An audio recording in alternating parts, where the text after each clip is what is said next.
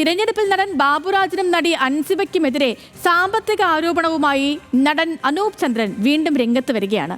അൻസിബയും ബാബുരാജും ചേർന്ന് അമ്മയുടെ അക്കൗണ്ടിലുള്ള 7 കോടി രൂപ തട്ടിയെടുക്കാനാണ് മത്സരിക്കുന്നത്.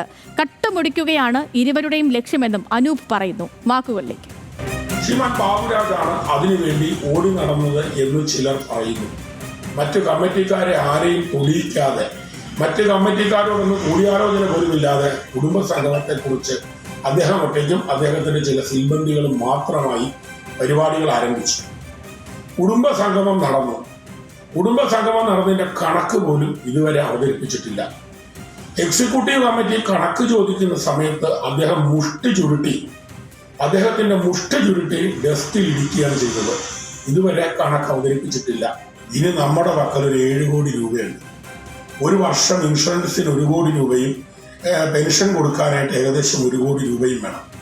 ഈ രൂപയും കൂടെ അപഹരിച്ചുകൊണ്ട് പോയാലോ നമ്മൾ എന്ത് ചെയ്യും? അതായത് ബാബുരാജിനെതിരെയും അൻസിബയ്ക്കെതിരെയും കടുത്ത സാമ്പത്തിക ആരോപണവുമായിട്ടാണ് അനൂപ് ചന്ദ്രൻ രംഗത്ത് വന്നിരിക്കുന്നത്. അമ്മയുടെ അക്കൗണ്ടിലുള്ള 7 കോടി രൂപ, ആ പണം തട്ടിയെടുക്കാനാണ് ഇരുവരും മത്സരിക്കുന്നത് എന്നുള്ളതാണ് അനൂപ് ചന്ദ്രൻ പറയുന്നത്. മാത്രമല്ല, മുൻ കുടുംബമേളയിൽ ഏറെക്കുറെ പണം സ്വരൂപിച്ചിരുന്നു. ഈ കണക്ക് ബാബുരാജ് എങ്ങും അവതരിപ്പിച്ചിട്ടില്ല.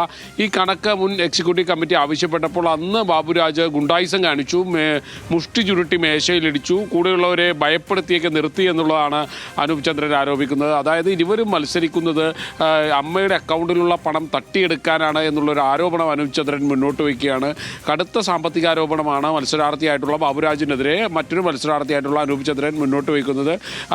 ഈ ബാബുരാജിൻ്റെ സിൽബന്ധിയായി അൻസിബ് അടക്കമുള്ളവർ പ്രവർത്തിക്കുന്നു. ഇവരൊക്കെ സാമ്പത്തികം ലക്ഷ്യം വെച്ചുകൊണ്ടാണ് സംഘടനയിൽ മത്സരിക്കാൻ എത്തിയിരിക്കുന്നത് എന്നുള്ളതാണ് അനൂപ് ചന്ദ്രൻ്റെ ആരോപണം.